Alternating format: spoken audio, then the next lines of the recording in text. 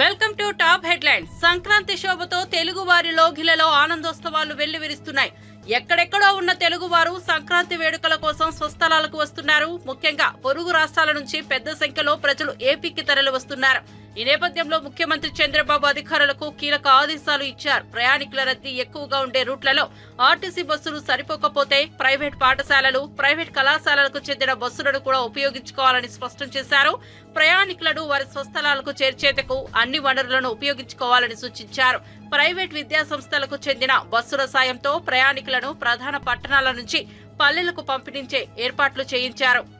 అయితే ఫిట్నెస్ ఉన్న బస్సుల్లోనే ప్రయాణికులను పంపించాలని చంద్రబాబు స్పష్టం చేశారు. ఈ బస్సులన్నీ ఆర్టీసీ ద్వారా నడిపి ప్రజలకు ప్రయాణ కష్టాలు లేకుండా చూడాలని పేర్కొన్నారు. పిఠాపురం మండలం కుమారపురంలో గోకులం షెడ్లను డిప్యూటీ సీఎం పవన్ కళ్యాణ్ ప్రారంభించారు. ఈ సందర్భంగా నిర్వహించిన కార్యక్రమంలో ఆయన మాట్లాడారు. గత ప్రభుత్వంలో అలవాటు పడి కొంతమంది పనిచేయడం మానేశారు. న్యాయం అందరికీ జరిగేలా చూడటం ముఖ్యం. తప్పు చేస్తే నన్ను కూడా శిక్షించాలని అసెంబ్లీలో చెప్పారు. రాజ్యాంగం ఇచ్చిన విధులను సంపూర్ణంగా పరిరక్షించాలని మనస్ఫూర్తిగా అధికారులను కోరుతున్నా. చాలా పెద్ద మనసుతో గొడ్డు చాకరీ చేయడానికి వచ్చారని పవన్ తెలిపారు. ఎన్పీడీఓ గారు జవహర్ గారిని పరామర్శించడానికి వెళ్ళాను. వెళ్ళి వారితో మాట్లాడా, వారికి ధైర్యం చెప్పాం. ఆ నేపథ్యంలో నేను శశిభూషణ్ గారికి ఏం తెలియజేశానంటే, నేను ఎందుకు ఇంత తపన పడతానంటే సార్, మా నాన్న నాకు అధికారులు అంటే మీరు నమ్ముతారో లేదో నాకు తెలియదు. ఇది నేను శశిభూషణ్ గారికి చెప్పాను. మా నాన్న ఒక పోలీస్ కానిస్టేబుల్ గా ఉద్యోగం ప్రారంభించిన మా నాన్న ఒక అసిస్టెంట్ ఎక్సైజ్ సూపరింటెండెంట్ గా రిటైర్డ్ అయ్యారు సార్. ఇది ఆంధ్రప్రదేశ్ ప్రభుత్వం జీతాలతోటి బతికిన కుటుంబాలమై నేను రుణం తీర్చుకోవాలి. నా ఆంధ్రాకి, నా దేశంకి రుణం తీర్చుకోవాలి. ఎందుకంటే ఇంత కోట్ల మంది ప్రజలు ట్యాక్సులు కట్టి మా నాన్న ఉద్యోగం చేసే డబ్బులు వస్తే ఆ డబ్బులతో పెరిగిన, ఆ జీతంతో పెరిగినోడిని నేను రుణగ్రస్తుని ఈ నేలకి. అందువల్ల ఎంపీడీఓ గారి మీద దాడి జరిగితే నేను ఒకటే అనుకున్నాను సార్, మా నాన్న ఒక ప్రభుత్వ ఉద్యోగి, మా నాన్న మీద దాడి జరిగితే ఒక కొడుకు ఎలా స్పందిస్తాడు, అలా స్పందించే సార్ ఎంపీడీఓ గారి మీద దాడి చేస్తే. దానికి ఓట్ల కోసం కాదు, దాంట్లో భవిష్యత్తు ఎలా ఉంటుందని నేను ఎప్పుడు పెట్టుకోలే. లెక్కలు లేవు నాకు, లెక్కలు పెట్టుకొని ఏమీ చేయను. ఈరోజు మీరు చూశారు, 70 సంవత్సరాల పైచిలకు మన స్వాతంత్రం వచ్చిన తర్వాత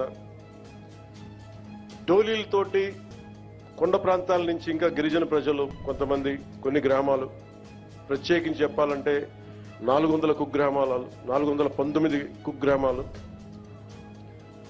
డోలీలు కట్టుకొని ఇంకా ప్రజలు అవస్థ పడుతున్న పరిస్థితుల్లో నిధులు లేవు.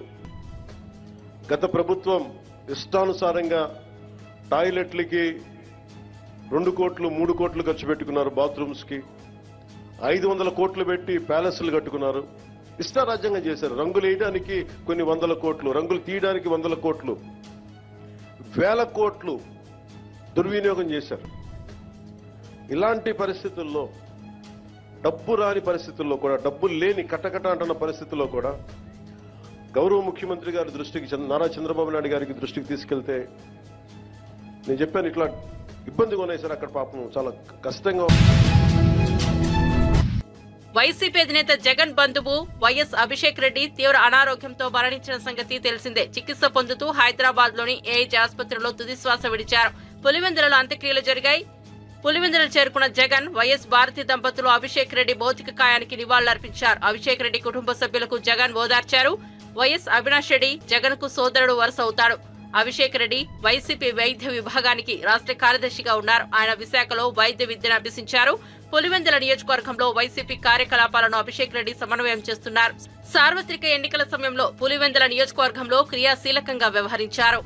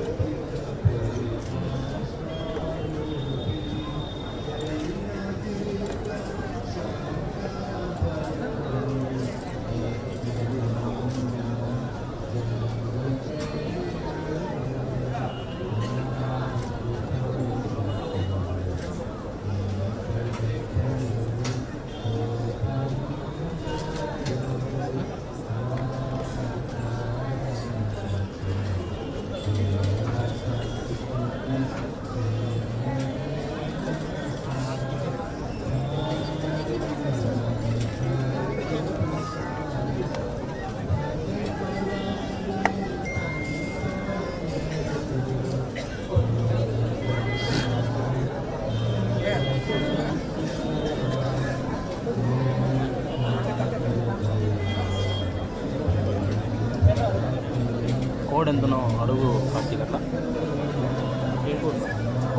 కోడ్ అడుగుతాను సార్ రాయేసి కోడ్ అంటుంది ఫీడ్ పంపిస్తాను.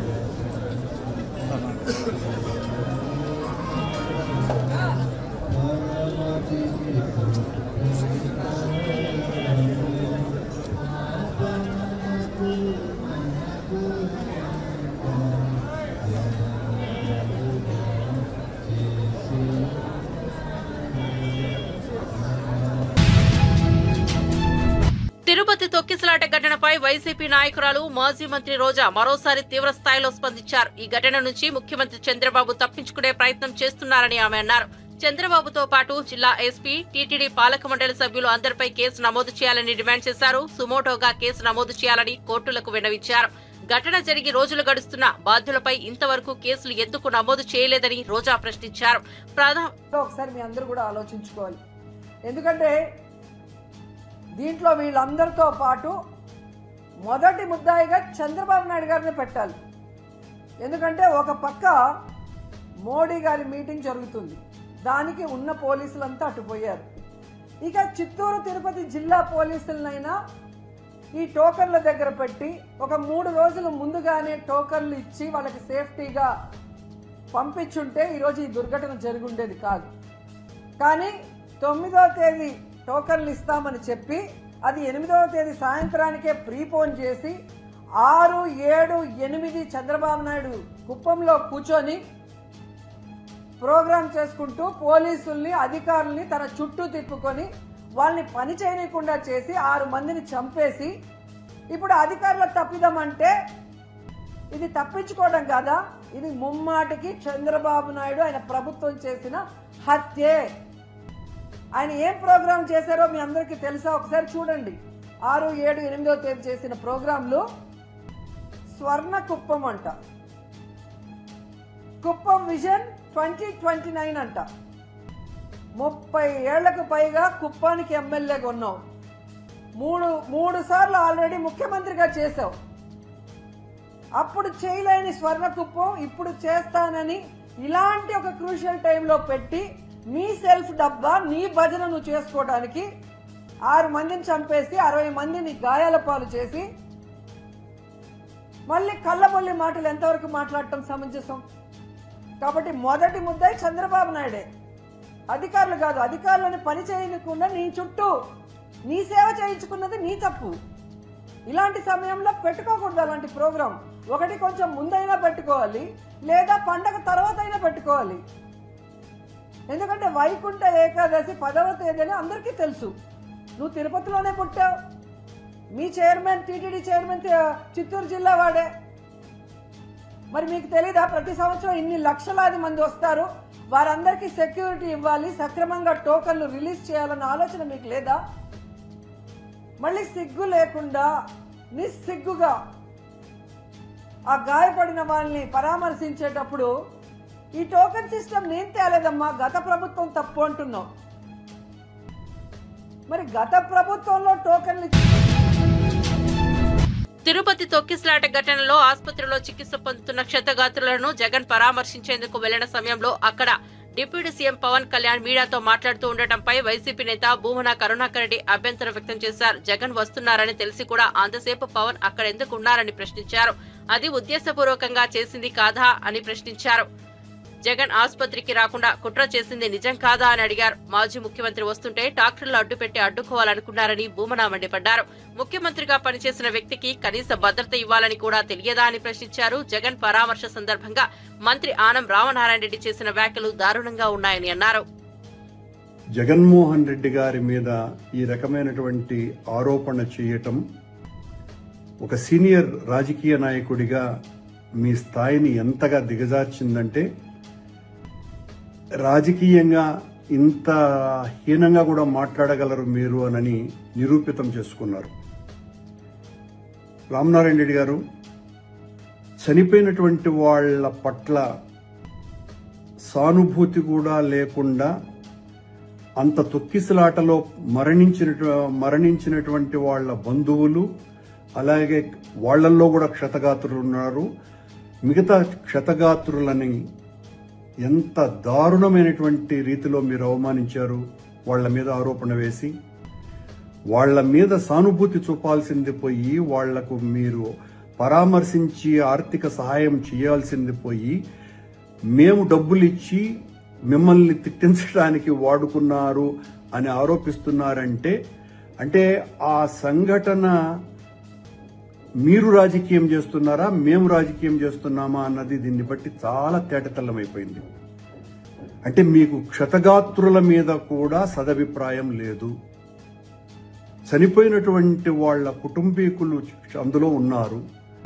వాళ్లను గురించి మీకున్నటువంటి అత్యంత నీచమైన అభిప్రాయం, వాళ్ళు డబ్బులు తీసుకొని చంద్రబాబును తిట్టినారు. ఇది మీ ఆరోపణ. ఇంతకంటే దారుణం మరొకటి ఉన్నదా? ఈ మొత్తం ఎపిసోడ్లో వైసీపీ నాయకులు లేకపోతే మేము కానీ ఎవరూ కూడా మీ పాత్రకు సంబంధించి ఏమీ మాట్లాడలేదు కాబట్టి, తద్వారా మీరు నా అస్తిత్వం ఎక్కడ తగ్గిపోతుందోనని ఈ రకమైనటువంటి ఆరోపణలకు దిగినారో లేదో దిగినారేమో అర్థం కావటం లేదు. క్షతగాత్రులను అవమానపరచటం, చనిపోయినటువంటి వాళ్ల కుటుంబీకులను అత్యంత నీచంగా భావించటం, ఇంతకంటే దారుణం మరొకటి లేదు. అలాగే మేము అక్కడికి వచ్చినప్పుడు జగన్మోహన్ రెడ్డి గారిని అక్కడికి ఆసుపత్రికి రాకుండా చేయడం, భారతీయ వీసా కోసం ప్రపంచం ఎదురు చూస్తూ నిలబడే రోజు వస్తుందని ఆనాడు తాను చెప్పానని, ఇప్పుడు అది నిజమైందని ప్రధానమంత్రి నరేంద్ర మోదీ పేర్కొన్నారు. జెరోదా సహ వ్యవస్థాపకుడు నిఖిల్ కామత్ నిర్వహించిన పాడ్కాస్ట్ లో మోదీ ఈ వ్యాఖ్యలు చేశారు. తాను గుజరాత్ ముఖ్యమంత్రిగా ఉన్నప్పుడు అమెరికా తనకు వీసా ఇచ్చేందుకు నిరాకరించడాన్ని గుర్తు చేస్తున్న మోదీ, ఆ రోజు నేను మీడియా సమావేశంలో మాట్లాడుతూ ప్రపంచం మొత్తం ఇండియా వీసా కోసం నిలబడే రోజు వస్తుందని చెప్పాను. 2005లో నేను ఈ మాట అన్నాను. ఇప్పుడు 2025లో అది మనం చూస్తున్నాం. ప్రపంచం మారుతోందని, ఎన్ఆర్ఐలు దేశానికి తిరిగి రాకుంటే చాలా బాధపడతారని అప్పుడు నేను బహిరంగంగానే చెప్పానని మోదీ పేర్కొన్నారు. मेरे को क्या बात है, आपने यहाँ तक का कार्यक्रम बना दिया है। बोले तुम्हें मालूम है क्यों? मैं कहा नहीं मुझे मालूम नहीं। तो बोले मेरा और तुम्हारा एक स्पेशल नाता है। क्या? ह्यूएन त्सांग जो चाइनीज फिलोसोफर था, वो सबसे ज्यादा समय तुम्हारे गांव में रहा था, लेकिन वापस जब आया चाइना तो मेरे गांव में रहा था। तो बोले हम दोनों का ये कनेक्ट है। और अगर आप अपने बचपन के बारे में और चीजें याद करें, जब आप छोटे थे क्या आप अच्छे स्टूडेंट थे? आपकी इंटरेस्ट क्या थे इस टाइम? मैं एक बहुत ही सामान्य विद्यार्थी रहा। मैं कोई किसी भी प्रकार से कोई मुझे नोटिस करे ऐसा नहीं था। लेकिन मेरे एक टीचर थे वेलजी भाई चौधरी करके, वो मेरे प्रति बहुत वो रखते थे। तो एक दिन वो मेरे पिताजी को मिलने गए थे। मेरे पिताजी को कह रहे थे इसके अंदर इतनी टैलेंट है, लेकिन ये कोई ध्यान नहीं केंद्रित करता है, ऐसे ही है, जबाती बातें की चीजें करता रहता है। तो बोले हर चीज इतनी जल्दी ग्रास्प करता है, लेकिन फिर अपनी दुनिया में खो जाता है। तो वेलजी भाई की मुझसे बहुत अपेक्षा थी, मेरे वेलजी भाई चौधरी की। तो मेरे टीचरों का मुझ पर प्यार बहुत रहता था, लेकिन मुझे ज्यादा पढ़ना है, अगर उसमें कंपटीशन का एलिमेंट है तो मैं शायद उससे दूर भागता था। मुझे कोई उसमें रुचि नहीं थी, ऐसे ही परीक्षा पास कर लो भाई, निकाल दो, ऐसा ही रहता था। लेकिन और एक्टिविटी में बहुत करता था, कुछ भी नई चीज है तो उसको तुरंत पकड़ लेना, ये मेरा नेचर था। सर, आपके कोई ऐसे बचपन के दोस्त हैं जो अभी भी आप टच में रहते हैं? హైదరాబాద్ లోని అన్నపూర్ణ స్టూడియోస్ సరికొత్త చరిత్ర సృష్టించింది. భారతదేశంలోనే మొట్టమొదటిసారి ఇక్కడ డాల్ఫీ టెక్నాలజీ అందుబాటులోకి వచ్చింది. డాల్ఫీ సర్టిఫికెట్స్ తో కూడిన పోస్ట్ ప్రొడక్షన్ సౌకర్యాన్ని అక్కడ ఏర్పాటు చేశారు. ప్రముఖ దర్శకుడు రాజమౌళి దీనిని ప్రారంభించారు. ఈ సందర్భంగా ఆయన మాట్లాడుతూ ఆర్ఆర్ఆర్ రోజులు గుర్తు చేసుకున్నారు. Striving hard to get technologies that makes filmmaking and cinemas better for everyone. Thank you for that, and thank you everyone at Dolby to bringing the technology here. I can proudly say there is no other country in the world where the audiences enjoy or adore the films as much as we Indians do. Take that into account, and just to give you some numbers, I mean, Siva Garu can give you more numbers. I don't think there is, I can proudly say there is no other country in the world where the audiences enjoy or adore the films as much as we Indians do. Take that into account, and just to give you some numbers, I mean, Siva Garu can give you more numbers. I don't think there is any film that is watched in as many numbers when you calculate the footfall. I would want you to expand the vision, Dolby Vision as well, so that we have a complete film experience for all the audiences as the filmmaker intended. The first thing that excites me about having Dolby cinemas here in India is that now I can venture into 3D filmmaking. Thank you very much. Looking forward to see my film graded here in the facility, and looking forward to watch my film here in theaters in India. Thank you very much. Telangana ముఖ్యమంత్రి రేవంత్ రెడ్డిపై BRS నేత Huzurabad MLA పాడి కౌశిక్ రెడ్డి సంచలన ఆరోపణలు చేశారు. దిల్ రాజును అడ్డం పెట్టుకుని సినిమా వాళ్లను బ్లాక్మెయిల్ చేసి సినిమా పరిశ్రమ నుంచి 500 కోట్లు వసూలు చేసి రామ్ చరణ్ నటించిన గేమ్ చేంజర్ సినిమా బెనిఫిట్ షోకు అనుమతి ఇచ్చారని ఆరోపించారు. తాము బెనిఫిట్ షోలకు వ్యతిరేకం కాదని, కానీ సీఎం స్వయంగా అనుమతి ఇవ్వమని చెప్పి ఇప్పుడు అనుమతించడంపై ప్రశ్నిస్తున్నామన్నారు. తమ ప్రభుత్వం ఎట్టి పరిస్థితుల్లో బెనిఫిట్ షోలకు అనుమతి ఇవ్వదని గత ఏడాది డిసెంబర్లో జరిగిన అసెంబ్లీ సమావేశాల్లో 4 కోట్ల తెలంగాణ ప్రజలు వినేలా సీఎం చెప్పారని గుర్తు చేశారు. కానీ రేవంత్ ఈ రోజు చేస్తున్న పని ఏమిటని ఆగ్రహం వ్యక్తం చేశారు. మొన్న పోయిన డిసెంబర్లో అసెంబ్లీ సెషన్లో రేవంత్ రెడ్డి గారు అసెంబ్లీ సాక్షిగా 4 కోట్ల తెలంగాణ ప్రజలు వినేలాగా ఎట్టు పరిస్థితిలో ఈ ప్రభుత్వం అనేది బెనిఫిట్ షోలు అనేది ఫిలిం ఇండస్ట్రీకి ఎట్టు పరిస్థితిలో ఇవ్వమని అసెంబ్లీలో గట్టిగా బల్లగుద్ది చెప్పింది రేవంత్ రెడ్డి గారు. కానీ రేవంత్ రెడ్డి గారు ఇవాళ చేస్తున్న పని ఏంటిది? వాళ్ళని బ్లాక్మెయిల్ చేసి దిల్ రాజు గారిని అడ్డం పెట్టుకొని ఇవాళ ఫిలిం ఇండస్ట్రీ దగ్గర నుంచి 500 కోట్ల రూపాయలు వసూలు చేసి ఇవాళ గేమ్ చేంజర్ అనే ఒక మూవీకి ఇవాళ ప్రభుత్వము బెనిఫిట్ షోకి పర్మిషన్ ఇవ్వడం జరిగింది. మేమేం బెనిఫిట్ షోకి వ్యతిరేకం కాదు, కానీ మేము రేవంత్ రెడ్డి గారు చెప్పిన మాట అసెంబ్లీలో ఏదైతే చెప్పిండో ఇయ్యము అని చెప్పి ఇవాళ మళ్ళీ ఎందుకు ఇచ్చిండో అని మేము అడుగుతా ఉన్నాం. అంటే కేవలం పైసలు తీసుకొని 500 కోట్ల రూపాయలు తీసుకొని ఇవాళ ఇచ్చిండు అనేది యావత్ తెలంగాణ ప్రజలందరూ కూడా గమనించాలని నేను విజ్ఞప్తి చేస్తా ఉన్నాను. రేవంత్ రెడ్డి గారు, మీది నోరా మోరియా అని నేను అడుగుతా ఉన్నాను. నీకు సిగ్గు, శరము, లజ్జ, మానం లేదా రేవంత్ రెడ్డి గారు అని నేను అడుగుతా ఉన్నాను. ఎందుకంటే నువ్వే పర్మిషన్ ఇవ్వ అని చెప్పి అసెంబ్లీ సాక్షిగా అందరికీ చెప్పి ఇవాళ డబ్బులు వసూలు చేసి 500 కోట్ల రూపాయలు ఇవాళ పర్మిషన్ ఇస్తే ప్రజలు ఏమనుకుంటారు?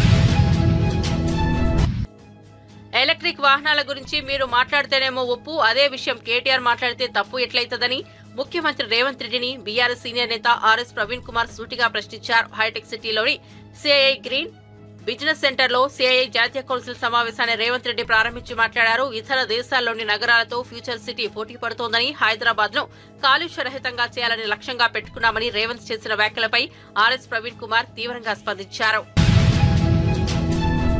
సంక్రాంతికి సొంతూళ్లకు వెళ్లే ప్రయాణికులతో హైదరాబాద్ విజయవాడ జాతీయ రహదారిపై రద్దీ పెరిగింది. అబ్దుల్లా పూర్మెట్ ఓఆర్ఆర్ వద్ద భారీగా ట్రాఫిక్ జామ్ నెలకొంది. అబ్దుల్లా పూర్మెట్ నుంచి కొత్తగూడెం వరకు వాహనాలు నెమ్మదిగా కదులుతున్నాయి. చోటుప్పల్ పంతంగి టోల్ ప్లాజా వద్ద వాహనాలు బారులు తీరాయి. సిబ్బంది 10 టోల్ బూతుల ద్వారా ఏపీ వైపు వెళ్తున్న వారిని పంపిస్తున్నారు. హైదరాబాద్ వైపు వచ్చే వారిని 6 గేట్ల ద్వారా పంపిస్తున్నారు.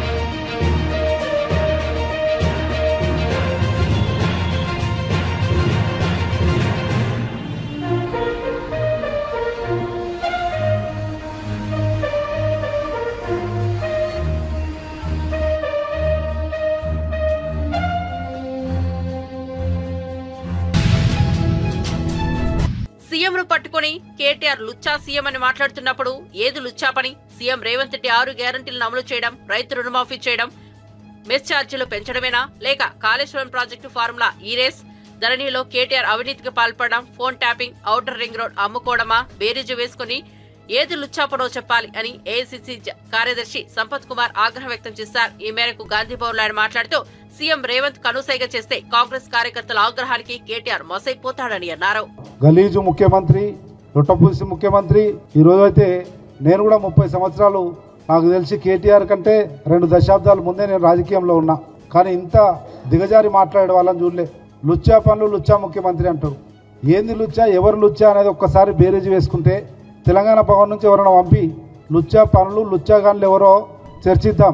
ఏంది లుచ్చా పని అంటే, ఈ రేస్లో ఫార్ములా 1లో అవినీతి చేయడం లుచ్చా పనే, ఓఆర్ఆర్ యాక్షన్ చేయడము, కోట్ల రూపాయలు దండుకోవడం లుచ్చా పనే, డ్రగ్స్ కేసులో ఉండడం లుచ్చా పనే, జన్వాడలో ఫామ్ హౌస్ కట్టుకొని ఇల్లీగల్గా అనేక వ్యసనాలను పెంచి పోషిస్తడము లుచ్చా పనే, ఫోన్ ట్యాపింగ్ చేయడం లుచ్చా పనే, ధరణిలో 1000 కోట్ల రూపాయల 1000 ఎకరాల దండుకోవడం లుచ్చా పనే. తెలుద్దాం రండి.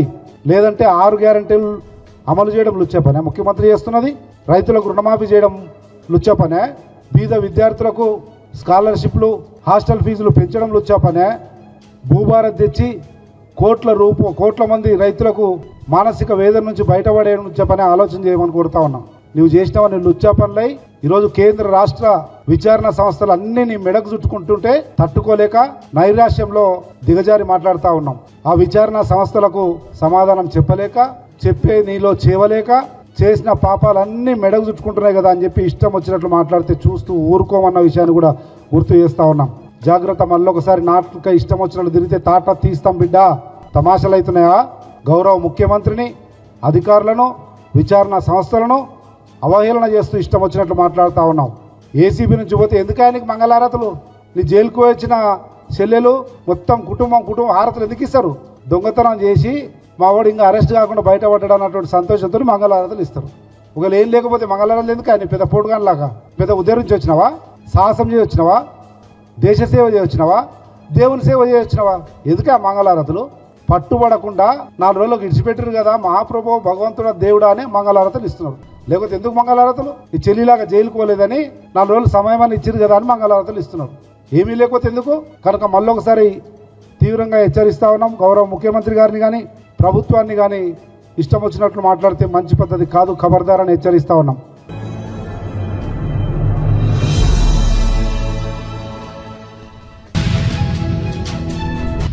నందమూరి బాలకృష్ణ టైటిల్ పాత్రలో నటించిన ఈ డాకు మహారాజ్ బాబీ కొల్లి తెరకెక్కించారు. సూర్యదేవర నాగవంశీ, సాయి సోజన నిర్మించారు. ప్రగ్భా జైస్వాల్, శ్రద్ధా శ్రీనాథ్ కథానాయకులు. బాబీ దేవోల్, ఊర్వశి, లౌతేలా కీలక పాత్రలు పోషించారు. ఈ సినిమా ఈ నెల 12న థియేటర్లోకి రానుంది. ఈ నేపథ్యంలో హైదరాబాద్ లో ఫ్రీ రిలీజ్ వేడుక నిర్వహించి రిలీజ్ ట్రైలర్ ను విడుదల చేశారు. అనంతరం బాలకృష్ణ మాట్లాడారు. ఎంతో వ్యయ ప్రయాసాలు కోర్చి ఎంతో దూరం నుంచి కూడా వాళ్ళు రావడం, ఆ పక్క కడప కానివ్వండి, కర్నూలు కానివ్వండి, ఒకటని కాదు, అటు చిత్తూరు కానివ్వండి, అనంతపూర్ కానివ్వండి, లేకపోతే మిగతా ప్రాంతాల నుంచి కానివ్వండి, ఇటు తెలంగాణ నుంచి కానీ అబ్బాయిలందరూ తరలి వచ్చారు అక్కడికి. పేరున వాళ్ళందరికీ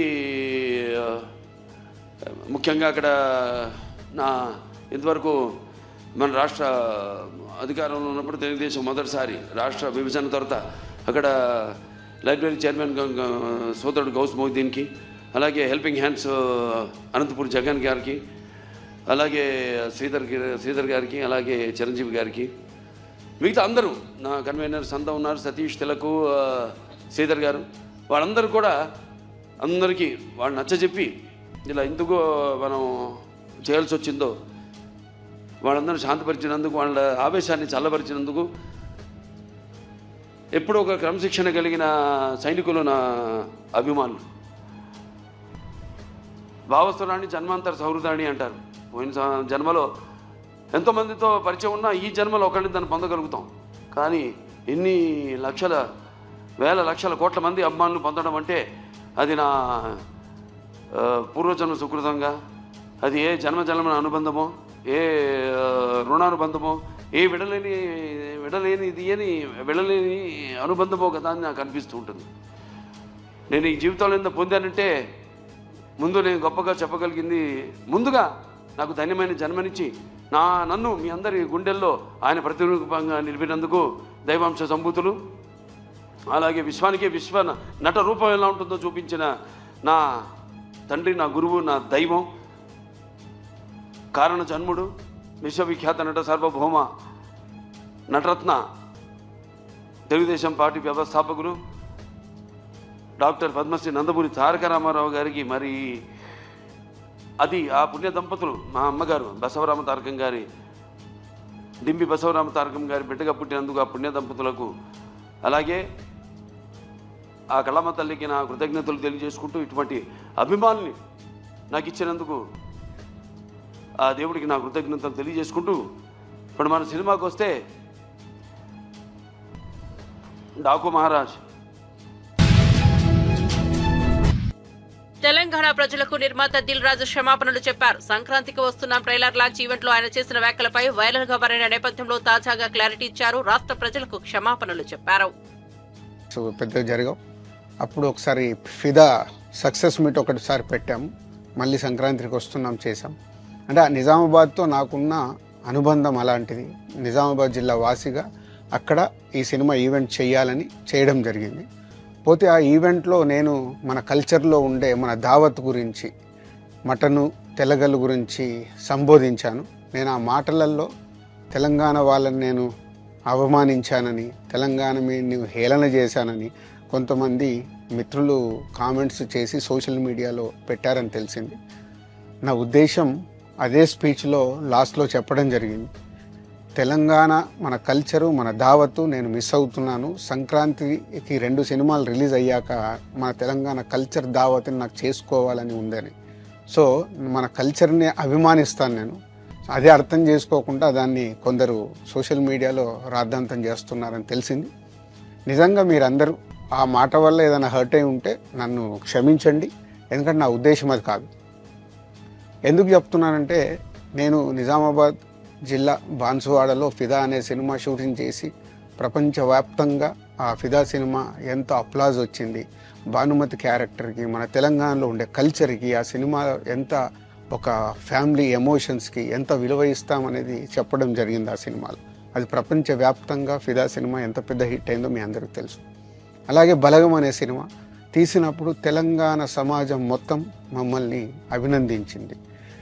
తెలంగాణ ప్రజలందరూ ఆ సినిమాను ఆదరించి ఇది మా సినిమా అని గుండెలకు హత్తుకున్నారు. అన్ని రాజకీయ పార్టీలు ఆ సినిమాని అప్రిషియేట్ చేస్తూ మమ్మల్ని ప్రతి ఒక్క స్టేజ్ దగ్గర తీసుకెళ్ళి అభినందించారు అన్ని రాజకీయ పార్టీలు. సో ఒక తెలంగాణ వాసిగా, ఒక తెలంగాణని అభిమానించే నేను తెలంగాణని హేళన చేస్తానని ఎలా అనుకున్నారో నాకు తెలియదు. పోతే దాంట్లో ఏదైనా మీ కమ్యూనికేషన్లో తప్పుగా అర్థమైంటే నన్ను క్షమించండి. మీ మనోభావాలు ఆ కొందరు ఎవరైతే దెబ్బతిన్నాయని అనుకుంటున్నారో వాళ్ళందరికీ నా విజ్ఞప్తి, మీ మనోభావాలు దెబ్బతింటే నన్ను క్షమించండి. ఇప్పుడు నేను ఒక సినిమా ఇండస్ట్రీ ఫెటర్నీ నుంచి ఎఫ్డీసీ చైర్మన్గా అయ్యాను. సో మీ అందరికి తెలుసు అది. సో ఇటు సినిమా ఇండస్ట్రీకి అటు ప్రభుత్వానికి మధ్యలో ఉంటూ సినిమా ఇండస్ట్రీకి అవసరపడ్డట్టుగా నేను అన్ని సహాయ సహకారాలు చేస్తూ ఈ హైదరాబాద్లో హెల్దీ వాతావరణము, తెలుగు సినిమాకి, తెలంగాణలో అభివృద్ధి చెందాలనుకునే యువతకి అందరికీ నేను ఉపయోగపడేలాగా ఉండాలి. మొన్న అలాగే పవన్ కళ్యాణ్ గారు కూడా చెప్పారు, యూత్ చాలా ఉన్నారు, వాళ్ళందరికీ కూడా సినిమా ఇండస్ట్రీలో ఇష్టం ఉన్న వాళ్ళని అప్గ్రేడ్ చేసి చేయాలని. ఆ ప్రభుత్వం